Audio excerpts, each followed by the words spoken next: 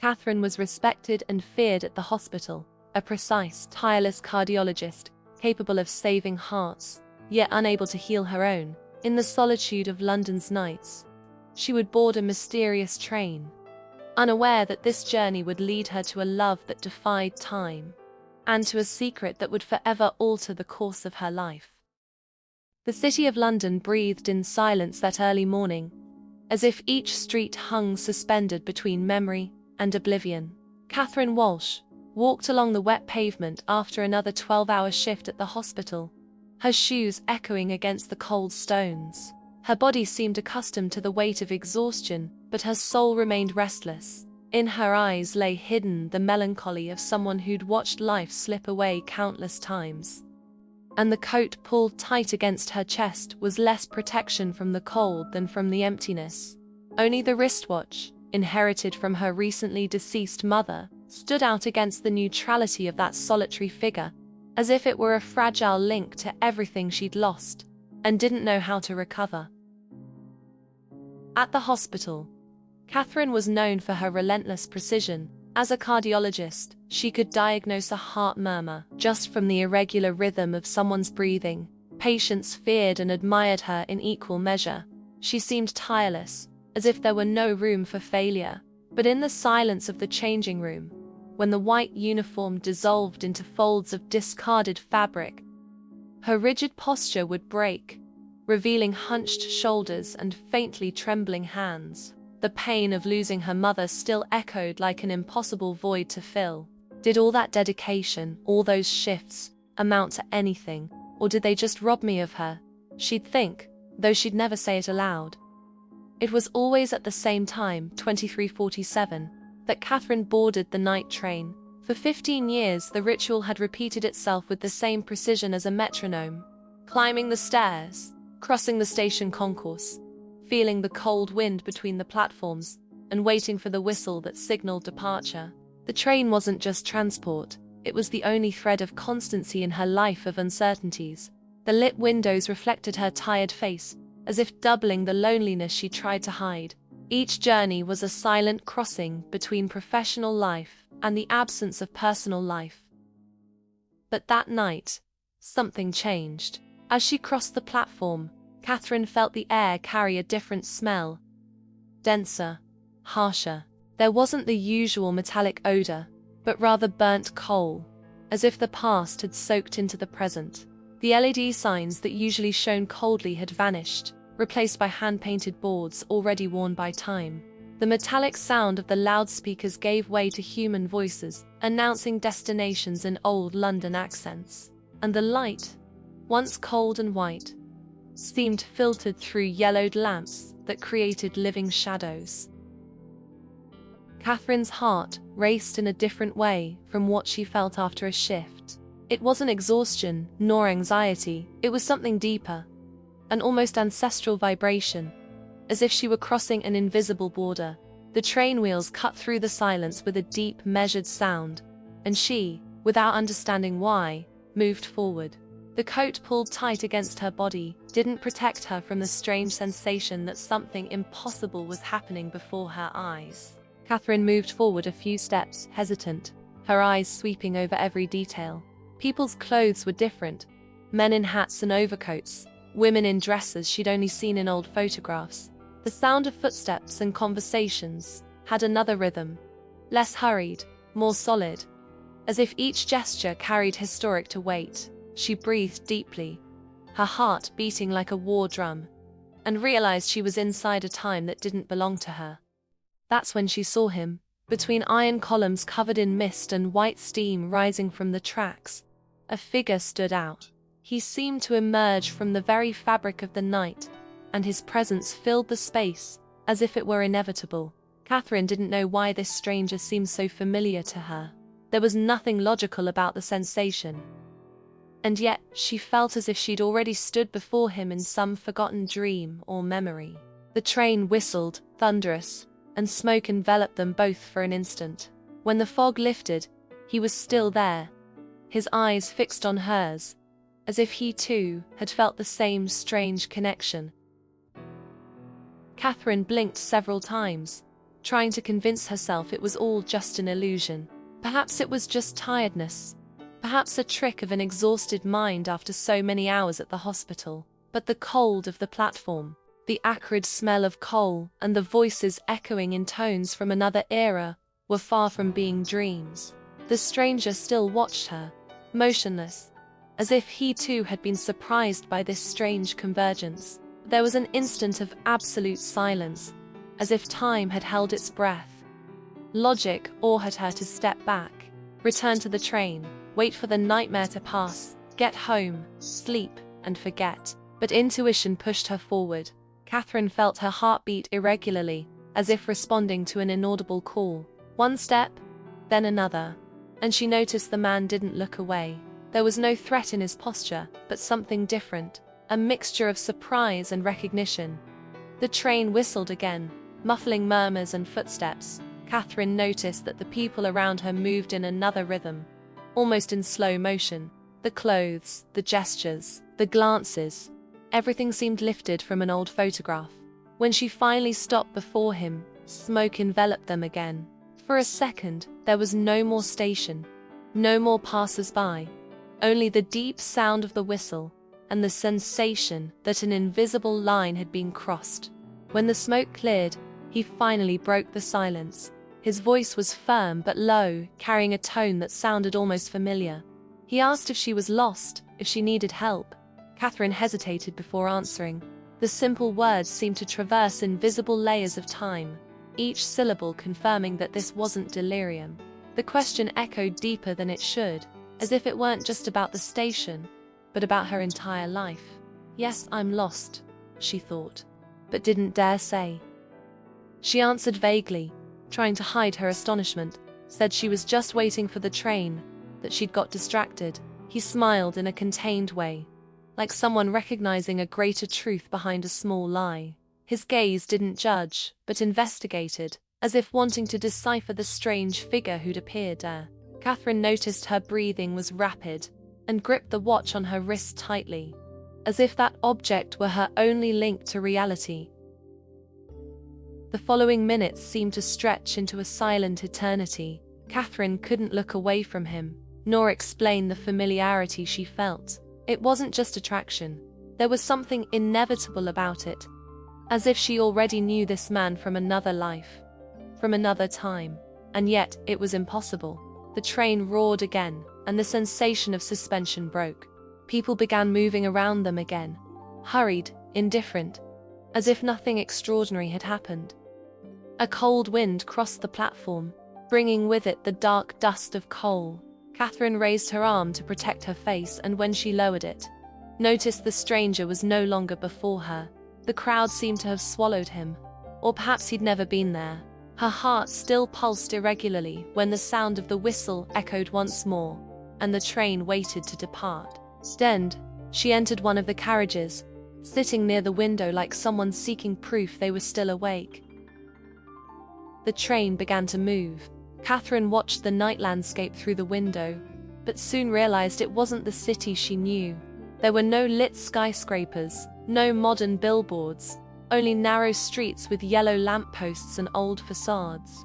People walked with firm steps, carrying paper bags, wearing clothes that looked like they'd come from an old film. A shiver ran down her spine. It wasn't a dream. She was in another time. The carriage swayed gently, cradling her in a state between fascination and panic. She gripped the watch on her wrist again, like someone searching for a fixed point amidst the whirlwind. The object seemed to warm against her skin, reminding her of her mother and everything she'd lost. That watch was her anchor, but also her curse. It marked time that she no longer knew whom it belonged to. The journey seemed to last an eternity, but when the train finally stopped, Catherine stepped down hesitantly. The station was smaller, simpler, covered by an iron architecture she only knew from historical photographs. Painted advertisements on murals displayed adverts for soaps, cigarettes and medicines from another era. The sound of footsteps echoed across the stone floor, and every detail reinforced the impossible sensation. She was in 1952. She walked a few meters along the platform, trying to process what she was seeing. Her breathing was short, almost gasping. Every person who passed seemed to authenticate the reality of that scene. The wind brought the dense smell of smoke, mixed with the sweet, heavy perfume of old colognes. Catherine closed her eyes for an instant, trying to convince herself she'd soon wake up in her modern flat. But when she opened them, everything remained the same. And it was then that, amidst the confusion, she saw the man from the platform again. He was walking a few steps ahead, as if he'd led her there on purpose. Catherine felt her chest tighten. She didn't have the courage to call out to him.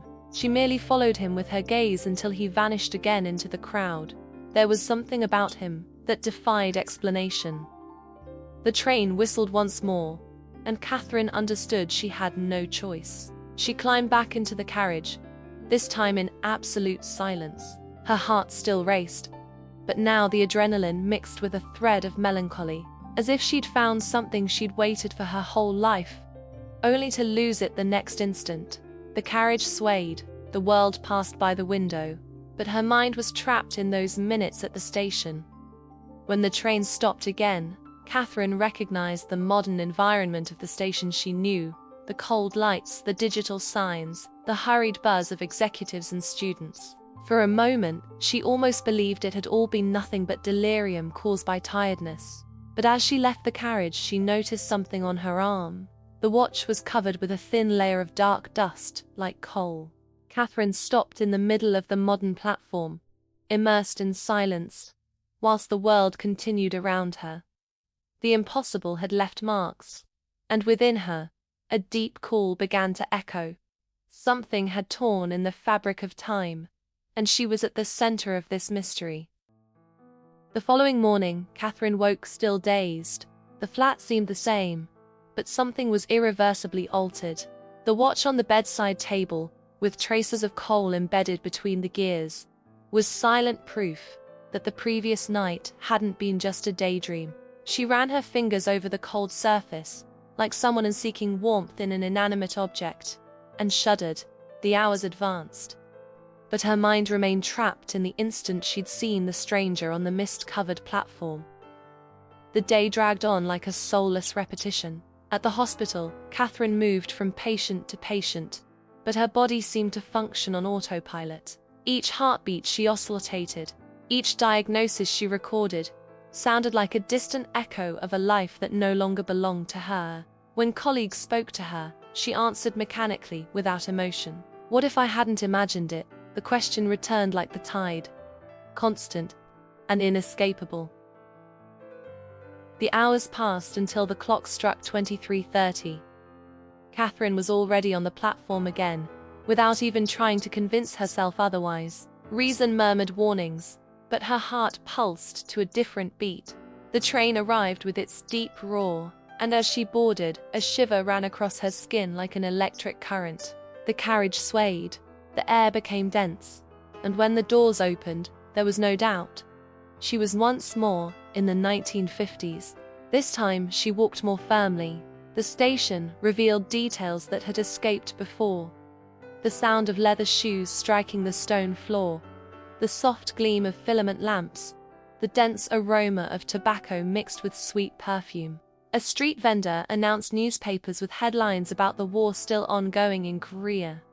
Catherine observed, absorbing every detail, as if leafing through a living page of history. Guided by inexplicable intuition, she left the station and followed to a dark brick building she recognized by the discreet emblem above the door. The local hospital. Her heart raced. Could it be possible he was there? She entered with hesitant steps, but at that very moment heard the voice that intrigued her so much. She turned and saw him. James, beside a stretcher, bent over a patient, his eyes focused and hands steady. The reunion was silent at first, as if each waited for the other to break the barrier of disbelief.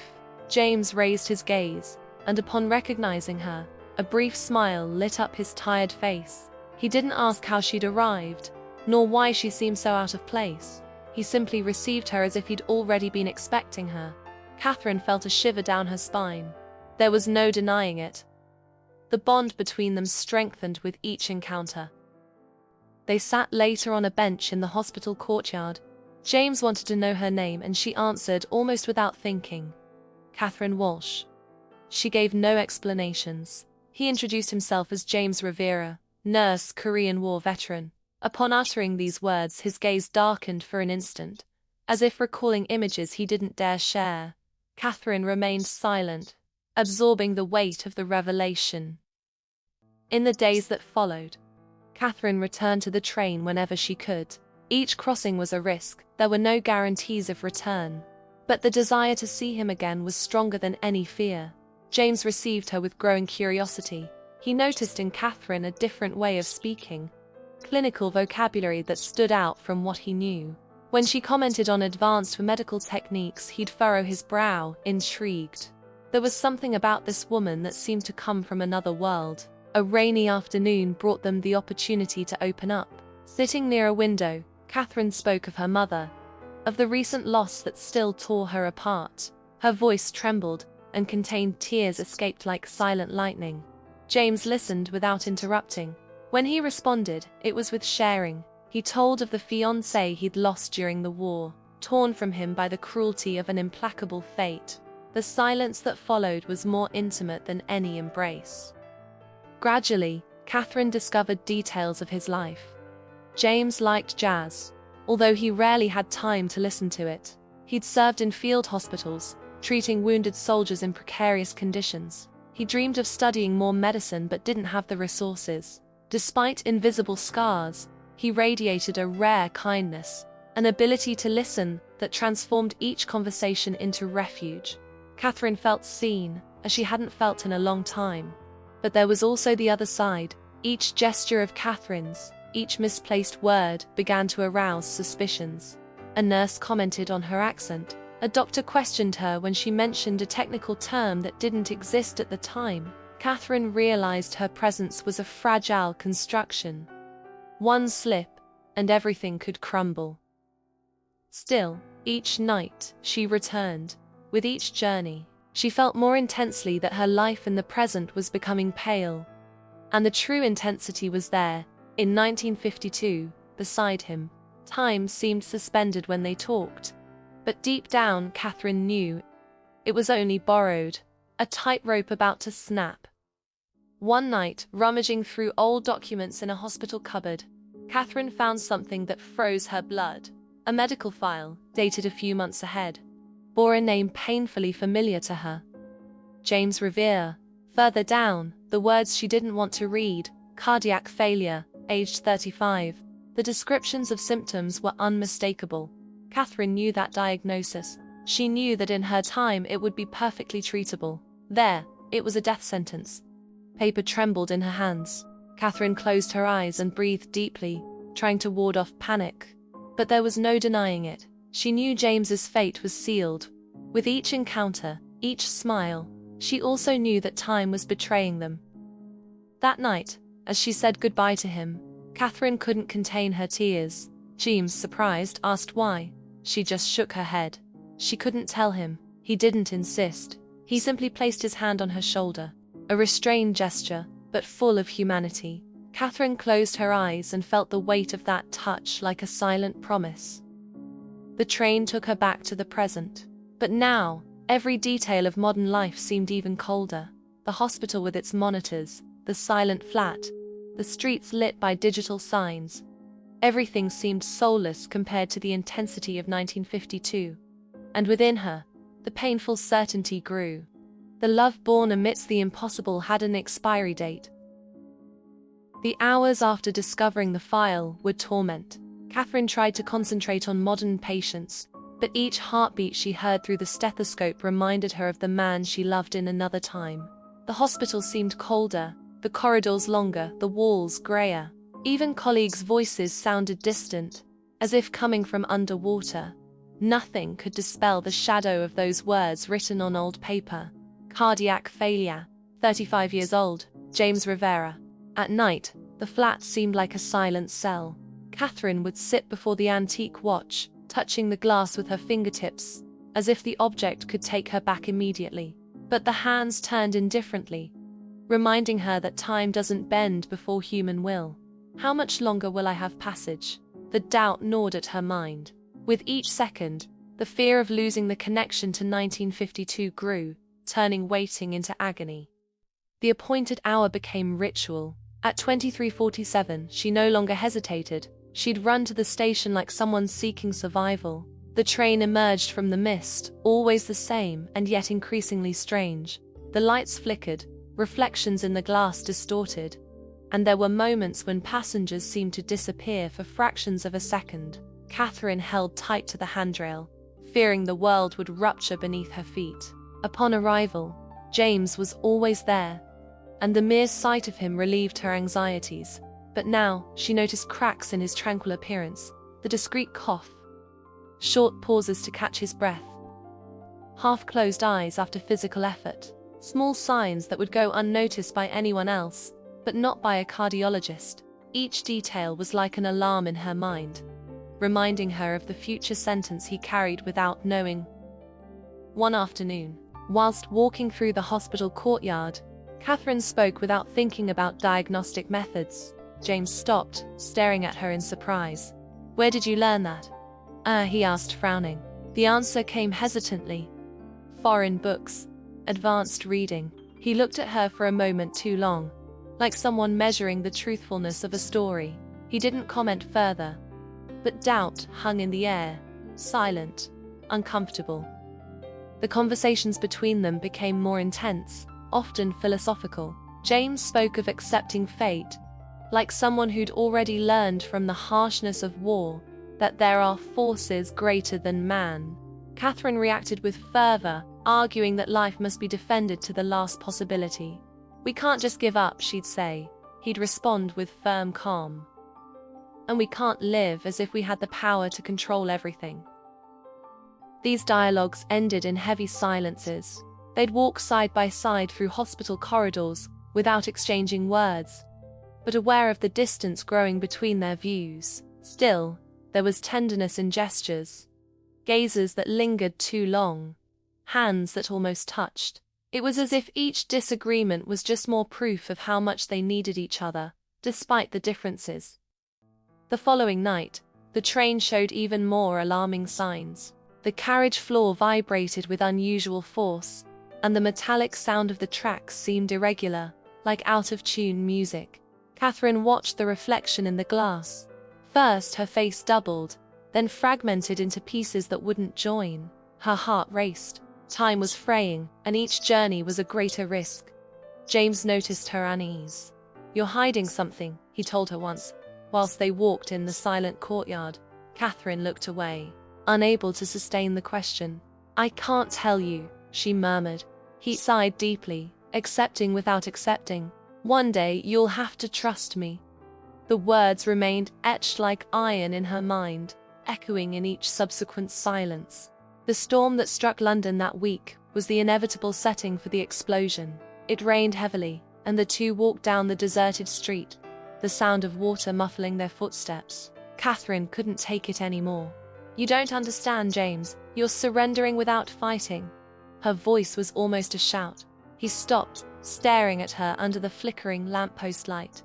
"And you don't understand that not everything can be beaten." The words cut through the air like blades. Catherine felt her chest burn. Accepting isn't courage, it's giving up. James breathed deeply, and the anger in his eyes gave way to pain. "And what is living trying to beat time? Slavery." The rain streamed down their faces, mixing with her tears. Both were shattered, but neither backed down. In a sudden gesture, as if fearing he'd lose her forever, James pulled her to him. The kiss happened amidst the storm, desperate and intense. Catherine felt the warmth of his lips contrast with the icy water falling relentlessly. It was a kiss of surrender and farewell at the same time, as if both knew they were at the edge of the precipice. When they pulled apart, they were breathing heavily. James's eyes burned with unasked questions. Catherine wanted to tell him everything, but the words stuck in her throat. The silence that followed was more devastating than the argument. They returned to the hospital without speaking, each prisoner of their own thoughts. The following morning, tragedy showed its face. They were at the hospital when James interrupted a sentence, brought his hand to his chest, and staggered. His strong body suddenly succumbed as if made of glass. The sound of his fall echoed through the corridor, drawing screams and rushing.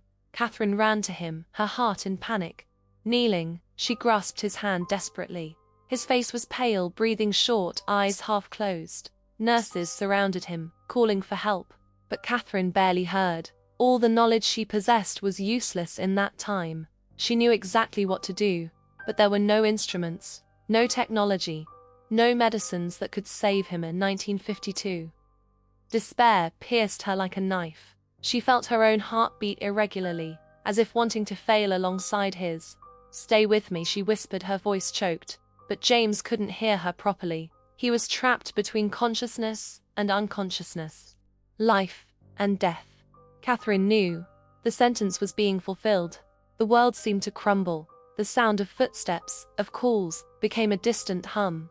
Catherine only saw his face, fragile, and eyes that closed slowly. The old files ceased being a warning to become reality before her eyes. The future she feared had finally caught up with her. She closed her eyes and let the tears roll, silent, warm. She knew she couldn't delay the decision any longer. Either she accepted time's implacable order and let James go, or she defied destiny and risked unimaginable consequences. The weight of this choice crushed her chest. The train wouldn't wait forever. The silence after James's collapse seemed to extend beyond what was possible. The hospital filled with voices, running footsteps, shouted orders. But Catherine only heard the sound of her own heart, irregular, trying to follow his failing breath. She felt the ground escape, as if the world had suddenly tilted. The old file was no longer a warning, it was reality unfolding before her eyes. She knelt, gripping his hand firmly. His skin was cold, sweat ran down his forehead, and his eyes, once so alive, blinked with effort. The nurses tried simple maneuvers, but Catherine knew they wouldn't be enough. What could save him didn't exist yet, not in that time. The paradox burned in her chest. She had the knowledge to save a life, but was imprisoned in an era incapable of understanding it. It was at that instant that a decision began to form within her. Catherine could no longer remain passive. The love she felt, her oath as a doctor, and the emptiness of having lost her mother united in a single impulse: to save James, whatever it costs. But at the same time, the thought haunted her. If I save him, what will happen to time? The choice wasn't just about one life, it was about the entire fabric of reality. That night, she returned to the present like someone waking from a nightmare. The train brought her back, but the sensation was of being divided in two. In the flat, she couldn't sleep. She spent hours before medical books, articles, mental diagrams, plotting strategies that could be applied in a rudimentary environment like that of 1952. Her notes filled entire pages, as if trying to build a bridge between two eras. The antique watch, on the table, seemed to observe her. The tick-tock marked each second as a reminder that opportunity was draining away. Catherine felt the pressure grow in her mind and chest. With each beat, the choice became more inevitable. Saving James wasn't just desire. It was visceral necessity, almost an instinct. But what if time demanded an impossible price? In the following days, at the modern hospital, Catherine worked like an automaton. Patients came and went. Colleagues spoke. She was no longer there. Everything came down to that life pulsing in another decade. Each heart she heard through the stethoscope was a cruel reminder. James could be saved, but the world around might not be the same. When she returned to 1952, James was still fragile. He was recovering from the collapse, but his gaze betrayed the weight of the illness advancing silently. Sitting in a hospital chair, he tried to joke about the situation. "I think I've finally discovered I'm not invincible." Catherine forced a smile, but inside she burned. She wanted to scream that she knew his future, wanted to promise she wouldn't let it happen, but she only held his hand and said, "You won't face this alone." As the nights passed, Catherine began to suggest small changes. She spoke about healthy habits, suggested light exercises, insisted on clinical observations that seemed too advanced for the time. James listened patiently, but also with growing suspicion. "You speak as if you come from a future I don't know," he said in a tone half serious, half playful. Catherine froze. For a second, she felt the secret would escape, but she deflected, laughing nervously, changing the subject. The tension between them wasn't just medical. The kiss in the rain had changed everything. Now, each glance carried electricity. Each touch of hands seemed to extend beyond what was acceptable. There was desire, but also a greater weight. They knew they were crossing invisible boundaries. Time, that silent guardian, seemed to watch them at every instant. One silent night, walking through the hospital garden, James stopped suddenly. Moonlight bathed the courtyard, and the cold breeze stirred the trees. He looked at her deeply and said, "I feel you belong to another place, as if there were a world I can't enter." Catherine felt the air escape.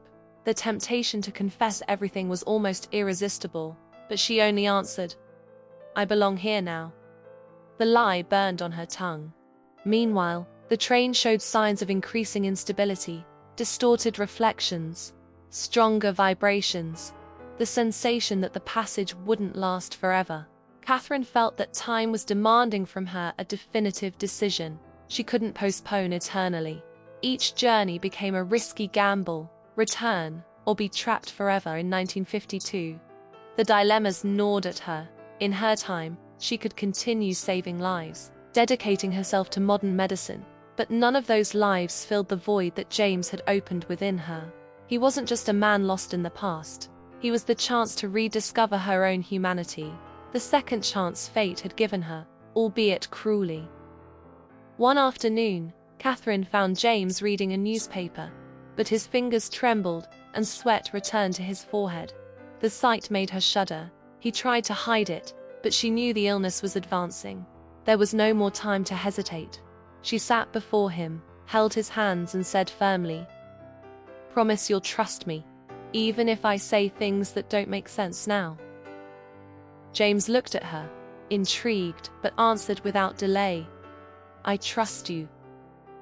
That night, upon returning to the present, Catherine fell into despair. She knew she needed to act. She went to the modern hospital and sought portable equipment, trying to imagine how to adapt it. She took notes, studied homemade alternatives, traced every detail mentally. She couldn't take everything with her, but perhaps she could improvise with 1952's rudimentary resources. The following hours were of feverish preparation. She drew diagrams on loose sheets, calculated possible doses with old medicines, wrote meticulous steps of procedures. It was like assembling a jigsaw puzzle with pieces from different eras. She knew the chance of failure was enormous, but doing nothing was even worse.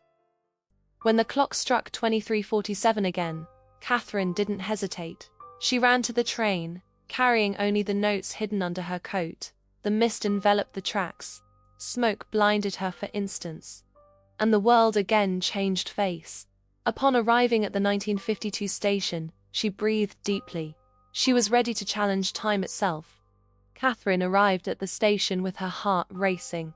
The folder of notes was pressed against her chest, protected like a forbidden secret. The train appeared through the mist, its heavy form lit by flickering lights. There was something different about that night. The sound of the wheels seemed deeper, and the windows darker. Catherine breathed deeply, knowing this might be her last crossing. The carriage was silent. She ran her hand over the glass and saw her reflection distorted as before. But now, in the background, she noticed James's shadow, as if he were already waiting for her. Her stomach tightened. Time seemed to lean over her, demanding the choice she'd been postponing. When the train stopped, Catherine stepped down and was greeted by the heavy air of coal mixed with the London night. At the 1952 hospital, James was worse. His pale skin betrayed weakness, and his tired eyes still tried to disguise it with humor.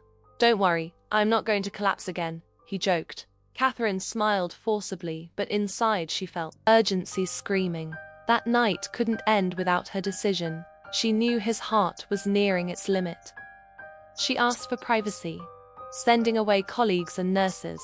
She took James to a quiet room, where the light from an old lamp created shadows on the walls. She sat before him and opened the notes. James watched her with growing attention, as if sensing something extraordinary was about to be revealed. "Trust me," said Catherine with a firm voice. "But I need you not to interrupt me." Then she told him. She spoke of time travel, of the mysterious train, of the first night they'd met. She spoke of the file that recorded his death, and of the anguish of knowing she'd lose him too soon. James listened in absolute silence, eyes fixed on hers. When she finished, the silence dented in the air. He breathed deeply, brought his hand to his face and murmured, "I should think it's madness, but I can't. Everything about you has always seemed from another world." James held her hand. "If it's true, then you're willing to change destiny?" Catherine nodded, tears streaming. "If I have to face time itself, I will." He smiled with sweetness, but also with sadness. "And if saving me costs everything, you know?"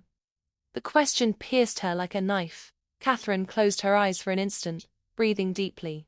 Then she answered, "It doesn't matter. Without you, time has already lost meaning." With improvisations, she began the procedure. Catherine had drawn up a plan to adapt modern techniques using 1952's limited resources. She used rudimentary instruments, improvised combinations, guided colleagues to help her without them perceiving the real dimension of what she was doing. The room filled with tension. Each movement was a risk. Each step could either save him or hasten the end. James's heart oscillated between irregular beats. Catherine felt sweat stream down her own forehead, whilst she murmured instructions and kept her eyes fixed on him. Time seemed to slow down, as if each second were an eternity.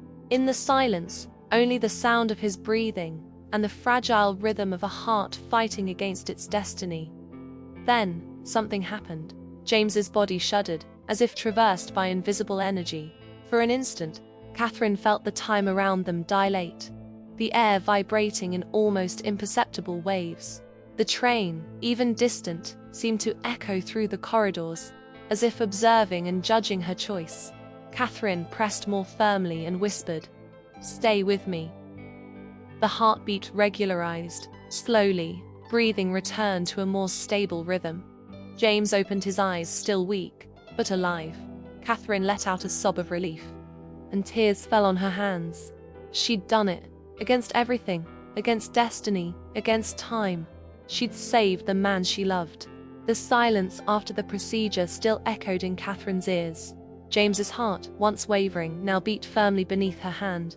He opened his eyes slowly and breathing flowed again. Catherine let out a sob, tears falling on the sheets. Against all odds, against destiny's implacable logic, she'd succeeded. The impossible had been defeated, but within her a dark foreboding was already born. Nothing comes without a price. In the days that followed, James recovered little by little. Color returned to his cheeks. Humor reappeared in small jokes, and his steps, once stumbling, became firmer. Catherine watched each gesture with a mixture of relief and melancholy. There was love in every exchanged glance, but also an invisible weight. The sensation that time, though defeated, was about to demand its compensation. One night, Catherine walked alone to the station. The train appeared as always, emerging from the mist, but something was different. The windows seemed opaque, and the lights weaker. When she tried to board, the carriage shook violently, as if rejecting her. Her heart raced. She pushed the door, but it wouldn't give. The train watched her in silence, like time's guardian, and then departed without taking her. Catherine stood on the platform, feeling ice run through her veins. In the following days, she tried again. Each night she'd run to the station, and each night the scene repeated. The train appeared, the doors remained shut, and it departed, leaving her alone. There was no doubt, the portal had closed to her. By saving James, Catherine had altered destiny and, as a consequence, lost the right to return. It was time's cruel balance demanding its debt. Back in the present, Catherine felt split in two. The modern hospital seemed colder than ever. The monitors, the machines, the impeccably clean corridors didn't have the life she'd found in 1952. But there was something different within her. She was no longer the same workaholic doctor, detached and rigid. Now each patient had a face, history, vulnerability. Catherine looked at them, as James had taught her to look, with humanity. It was on one of those days that, searching through digital files, she typed his name again. Her hands trembled and her heart beat rapidly. When the screen displayed the records, tears welled in her eyes. James Rivera hadn't died at 35. He'd lived until old age, discreetly, as a respected nurse and ordinary citizen. Among the records, there was something even more incredible. A digitized letter, discovered amongst personal belongings after his death. Catherine opened the document and her breath failed. It was a handwritten note, addressed to her. The simple words trembled on the scanned paper. "If you ever read this, I want you to know I believed in you from the first instant. Thank you for having defied time for me. I lived my entire life remembering the miracle it was to have known you, Catherine." Tears flowed freely, blurring her vision of the screen. Days later, at home, rummaging through her own belongings, Catherine found something that made her shudder even more. In her coat pocket, there was a small worn button, of old fabric, which she recognized immediately. It belonged to James's coat. She held it between her fingers, feeling the weight of the insignificant object that, however, was definitive proof that it had all been real. Reality and dream had merged into a single physical point. She cried and smiled at the same time. The button was her relic, her anchor. James was alive in another time, but inaccessible. The train would never open again, and she needed to accept that. The pain of loss was deep, but at the same time, there was beauty in knowing their love hadn't been erased. It was memory, it was it was an echo on time's tracks. The months passed, and the change in Catherine became visible. At the modern hospital, she was no longer just the efficient and tireless doctor. She spent more time with patients, listened to their stories, held trembling hands in moments of fear. Colleagues noticed the difference, but didn't understand its origin. Only she knew. It had been James who taught her that each life isn't a clinical case, but an entire universe. The 2347 train continued to exist. Catherine still heard the whistle in the distance on silent nights, like a call echoing through the city, but she no longer ran to the station. She was no longer a slave to the need to cross the portal. She kept the memories within herself like a secret book, and in the coat button found tangible proof that their love had transcended the impossible. One night, standing before the window, Catherine heard the distant whistle again. The modern city shone before her, but for an instant she swore she saw, reflected in the glass, James's shadow smiling. She didn't turn her face, just closed her eyes and let the memory warm her heart. The train had passed, but love remained. And so, life resumed its course. Catherine continued working, living, but never in the same way. Each gesture carried a learned tenderness. Each glance reflected the duality she'd discovered, that of loving, even knowing time is implacable. There was no regret, only acceptance that she'd lived something unique. The last midnight train, after all, wasn't just about traveling through time. It was about facing destiny, accepting the price, and carrying with you the certainty that love can, indeed, leave marks that not even eternity erases. Catherine had learned that we don't need eternity for love to be real. It's enough that it be lived fully, even if only for instants. In the end, it all came down to a question that echoed in her mind, and now posed itself to the viewer. If you could change destiny, would you have the courage to do so? Or would you accept the beauty of loving, even if only for instants?